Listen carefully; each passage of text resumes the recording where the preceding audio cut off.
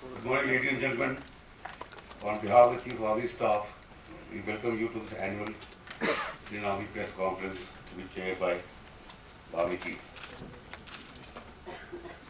As read to you earlier, we commence the proceedings with the Chief of Army addressing you for a few minutes, and thereafter, once he is open to question and answers, I will be conducting the same. The Army Chief.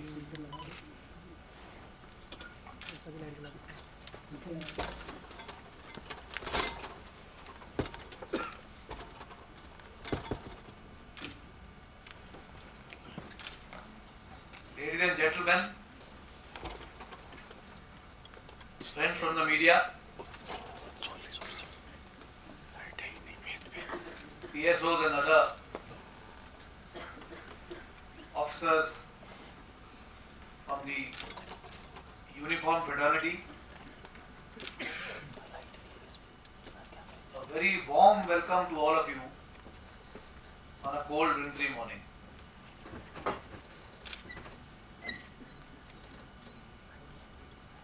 At the outset,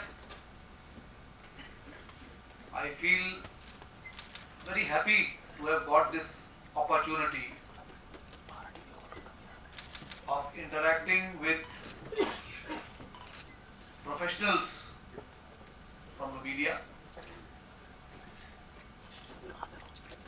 You have an important role and charter to perform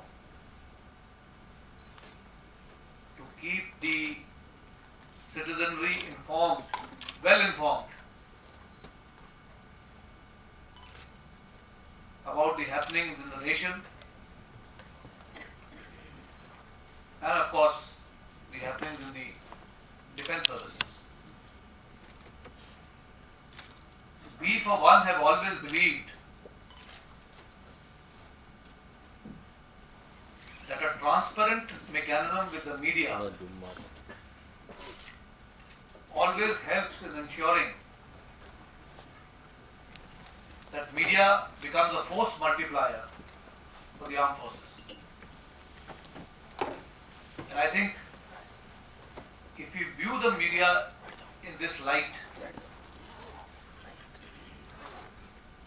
both of us can constructively engage with each other and move forward.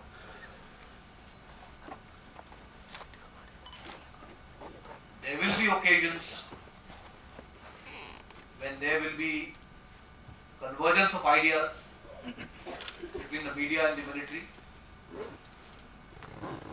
On other occasions, there will be divergence.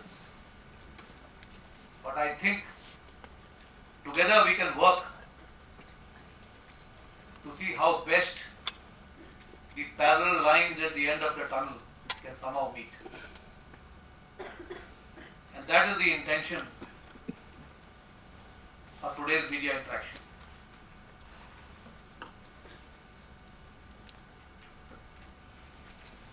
We are all aware of the security challenges that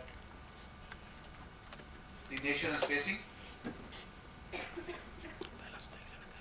While we have challenges along our borders, I think we have to be concerned about the proxy war, terrorism and insurgencies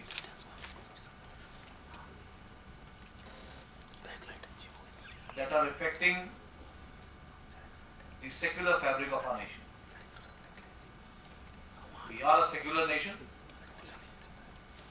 and we have to ensure that we deny space to people who are attempting to disrupt the harmony amongst the people of our nation.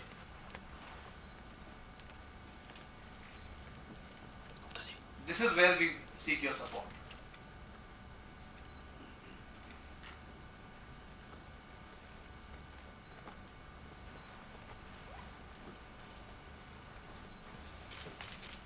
As I said,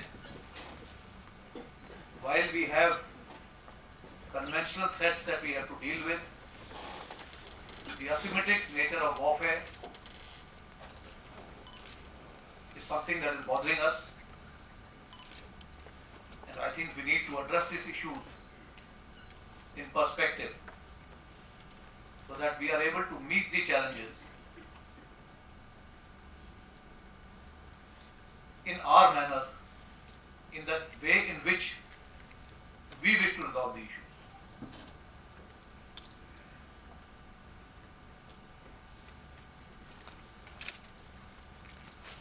The last couple of months in Jammu and Kashmir had witnessed some violence. It is the security forces, all of them who are operating together. With their synergized effort, we've been able to bring the situation under control.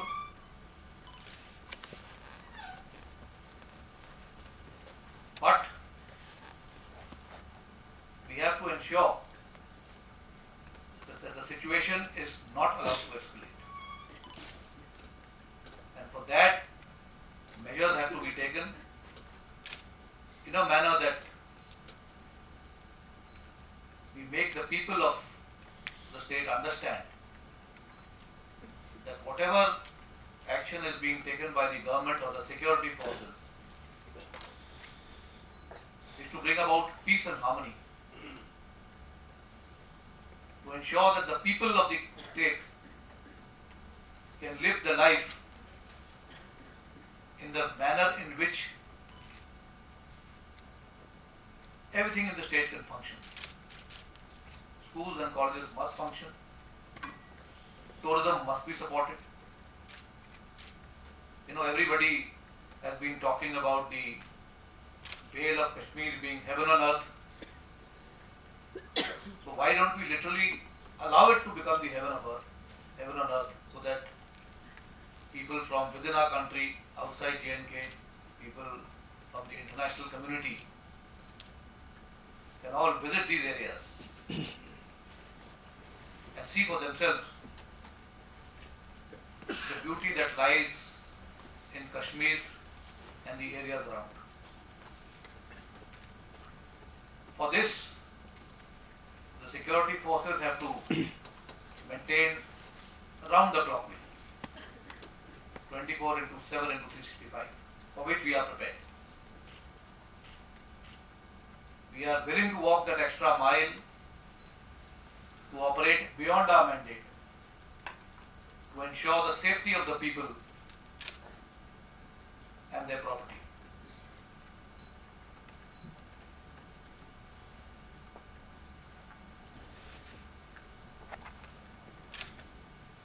This press conference,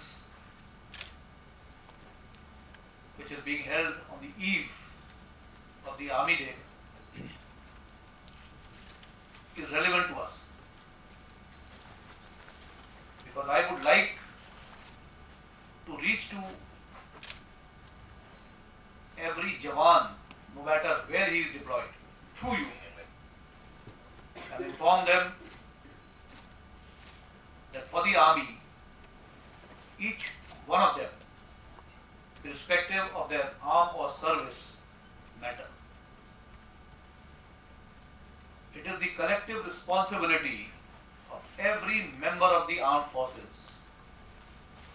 irrespective of armed service or his rank, to contribute to the team effort and help us build a strong army. And that is our mission, and that is what we will try and accomplish.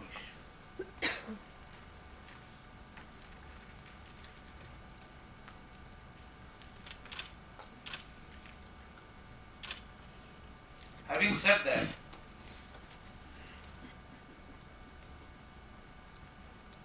we wish to ensure that the technological revolution that is taking place the world over,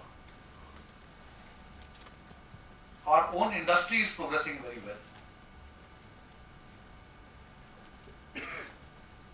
We have a very intellectual academia, bright people. And if we are able to harness their energies and synergize our effort,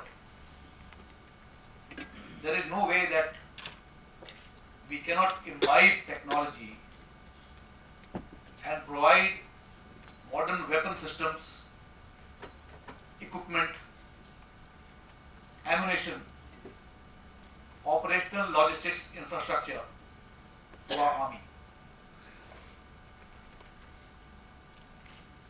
And therefore, we need to keep pace with the emerging technologies and bring about improvements. And with that as the backdrop, this is the time when we need to induct newer weapon systems, start looking at years beyond, maybe 5 to 10 to 15 years from now, to see what technologies we should be imbibing and what weapon systems we should be inducting into our armed forces. As I mentioned, the challenges of proxy war, terrorism, insurgencies, LWs in some areas, will keep us embroiled for years to come. And therefore it is important that people who are deeply committed into the conduct of counter proxy, counter terrorism, counter insurgencies are empowered and enabled. The soldier on the ground, the person with the boots on the ground, has to be provided weapons that give him the lethality to take action when the time comes. At the same time, give them the wherewithal that enables them to use minimum force under some situations. At the same time, provide protective gear to our people who have to face the challenges on ground. But in whatever we do, the most important thing is information and intelligence. Therefore, we have to, in addition to human resource, also invest in technologies that will help the soldiers in getting actionable intelligence for the conduct of operations, which minimize inconvenience to the people in the areas that we are operating. Which means we conduct operations, surgical operations based on hard intelligence.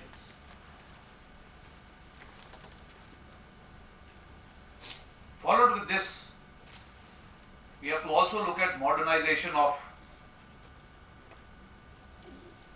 the other arms and services. As far as the mechanized forces are concerned, we are looking at the future infantry combat vehicles. As of now, we are functioning with the BMP 1 and 2. We have to start looking at the future. And this is moving at a fairly good pace. The FICV, the process has started and it is in the pipeline. As far as the FRCV is concerned, you are aware, on our inventory we have the T-72, an armored weapon system that came into service in 1979, the T-90s which came in later, and the Arjuns, the indigenous Arjuns. The T-72 will now necessitate a replacement, so we have to start looking at the FRCV, the Future Ready Combat Vehicle.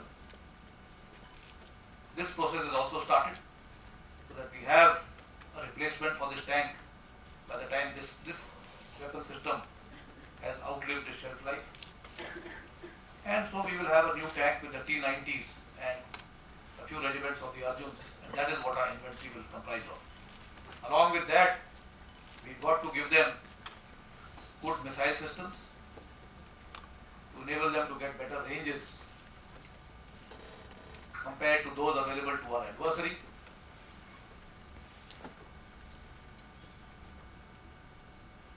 Introduction of guns in the artillery is already on the way. Most of you would be aware of the ULH being contracted. We've got the ATAGs under trials, moving fast. We've got the Dhanush, and so on and so forth. At the same time, our emphasis is on ensuring that we get weapon systems with better ranges, accuracy, and lethality. If that happens, then we can have a review or conduct a review of our organization and structure for the future. Similarly, the aviation assets, particularly the Cheetah and the Chetaks, need replacement. Kamov is the one that will come in. In addition to that, we already have the ALH in service, which is also being weaponized, and the LCH in the pipeline for operation in higher altitudes. AD weapon systems are being addressed with longer range and better missiles being incorporated. CNR systems, the control and reporting systems being updated.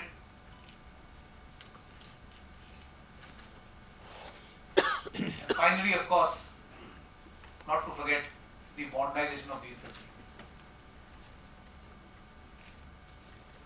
As I mentioned, I started with this by saying that people with boots on the ground countering proxy war, insurgencies and terrorism are the ones who have to be enabled.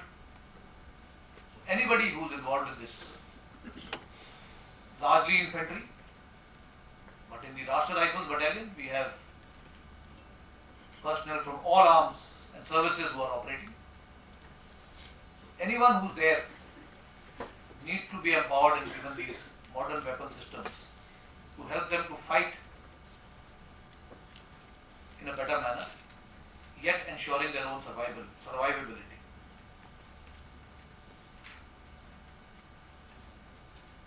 The army has also been involved in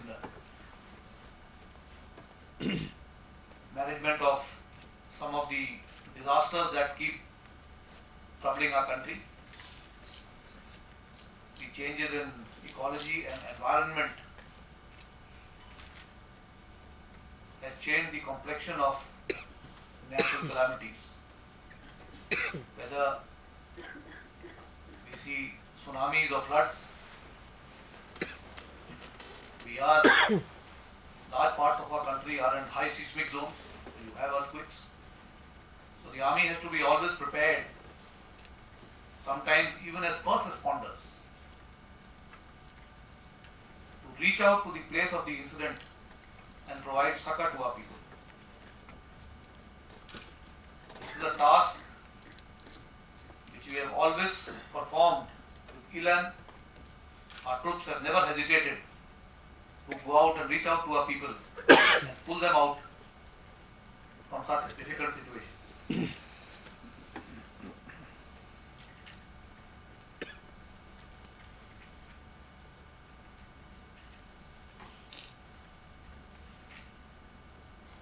So in the end, giving you more time for your interactions through questions, all that I would like to say that we are a strong army, committed to nation building, committed to ensure that we accomplish our primary tasks in a very professional manner,